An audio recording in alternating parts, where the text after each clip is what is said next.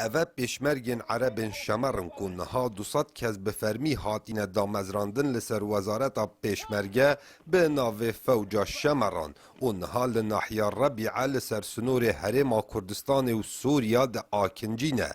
گلک جاران بجداری ده شر و مداهمات آن دا کریه لو ماد برهون اگر اپراسیون رزگار کرنا موصل دست ببکد داکو اوجی بجداری بکن التحقت بفوج شمر تطوع ام د فوج شمر د نجبو پاراستنا هریما خو و هریما کردستان و گنجین شمر همی بمرانه نمرجه کو او بفرمی تبلیمه بن فوجا من ونراتی هریم و شمراندکه ام آمادن جبو پیشکتنان لموصل و جهندن وحاضرين احنا تقدم الموصل غير الموصل حاضرين شمر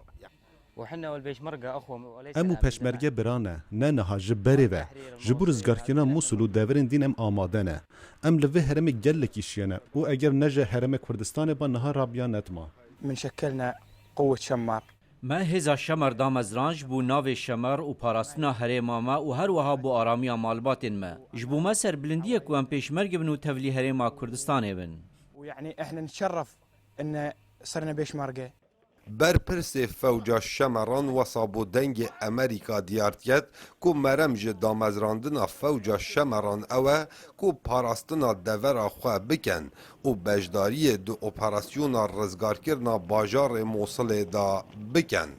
تشكل الفوج بتاريخ فوج ما دمها 12 سال 2014 هات دامزراندن مال فيش خبر راهنان ورگرد به هزکا جه 200 کسی براسین ها فوج کنترول لسر عرده لربیع و گندن ویدکت دقال هبونا كماسيين بچوك جآلية چكان فه صراحة الفوج هو